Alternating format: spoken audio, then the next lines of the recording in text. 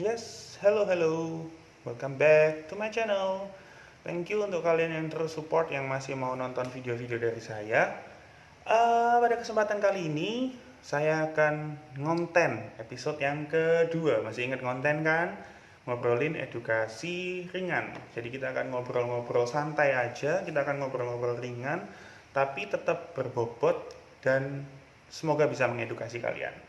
Oke, masih dalam rangka work from home.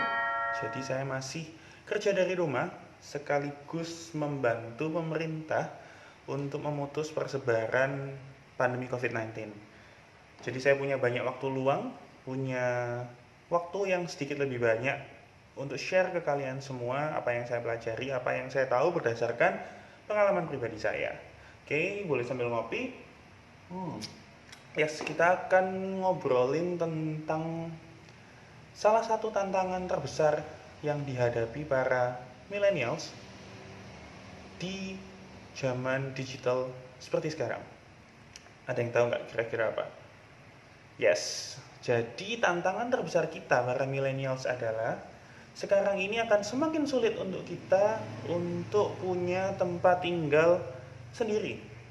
Baik itu rumah, apartemen, atau apapun itu yang berhubungan dengan aset atau properti, kita akan semakin susah untuk mendapatkannya. Kenapa?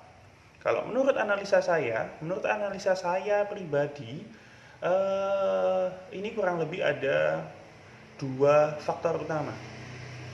Yang pertama adalah tentu saja dari tahun ke tahun harga properti terus-terusan meningkat, bahkan berkali-kali lipat.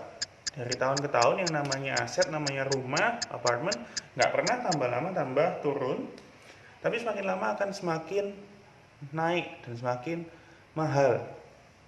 Dan yang kedua adalah tantangan yang dihadapi kita para millennials adalah lifestyle atau gaya hidup. Gaya hidup kita sekarang, sadar atau tidak sadar, diprogram untuk membuat kita semakin konsumtif. Semuanya dibuat lebih mudah dan serba mudah supaya kita bisa spend money di sana yang tanpa disadari jumlahnya nggak sedikit.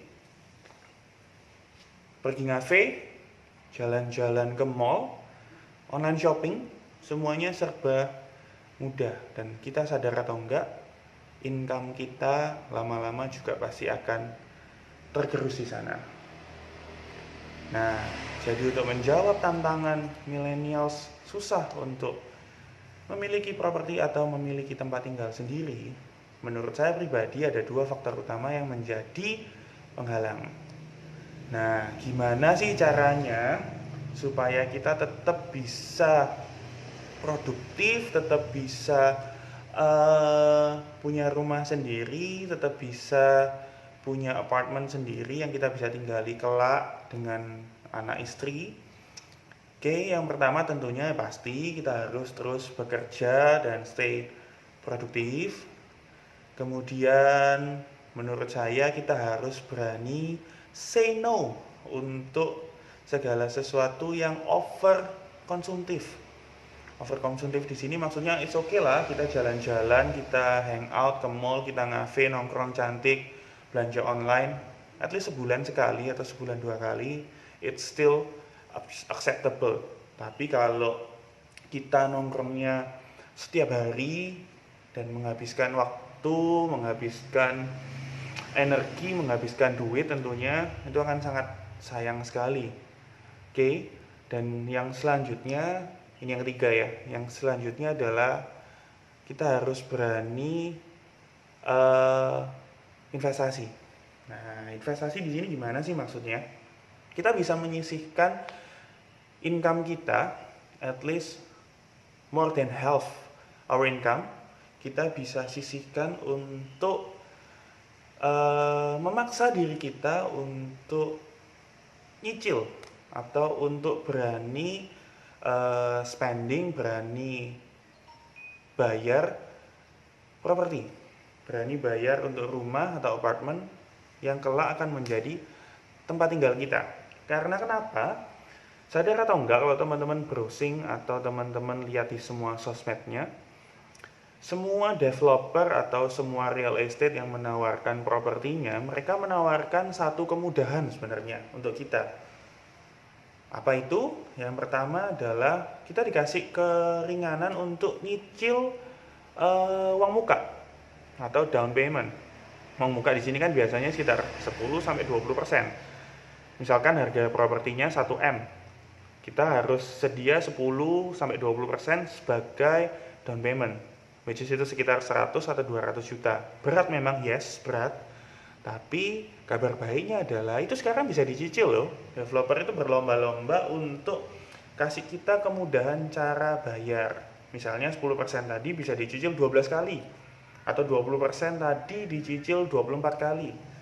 Sehingga setiap bulan at least paling nggak kita bisa cicil sekitar 1% aja. Bahkan nggak sampai 1% dari DP itu tadi. Nah, kalau sebenarnya kita mau saving, kita mau berhemat dan menyisihkan sebagian dari income kita, daripada income kita itu habis untuk kepentingan yang tidak di sini maksudnya bukan yang macam-macam ya.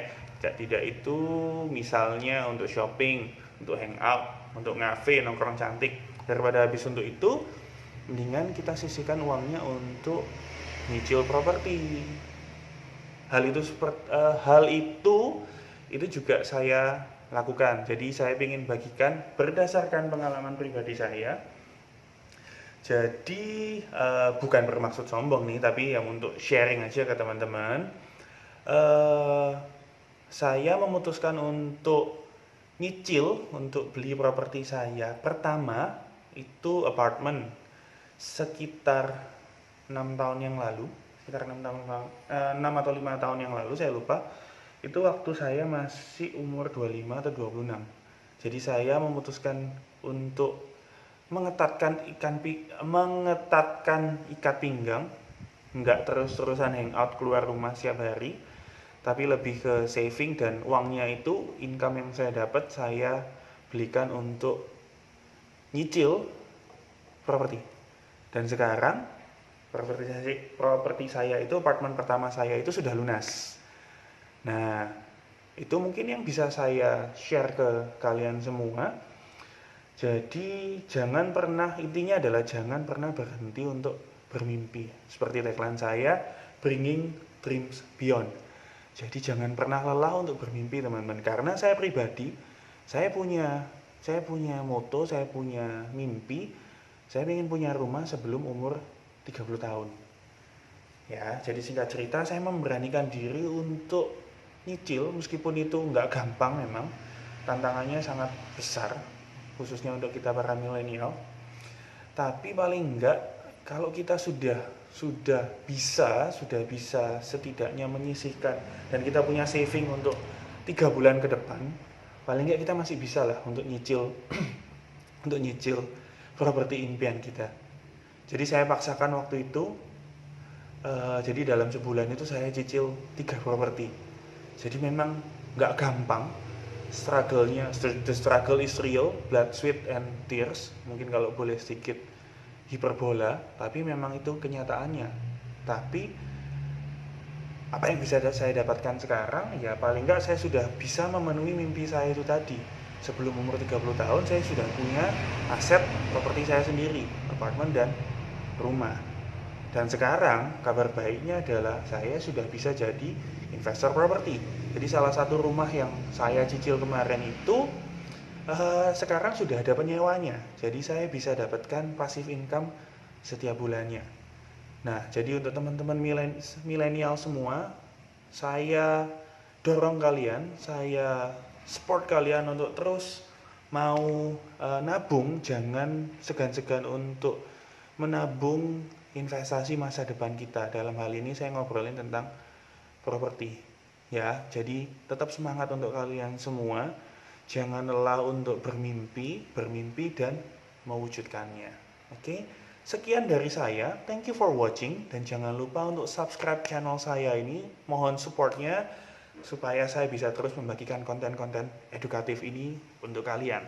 Thank you for watching and goodbye.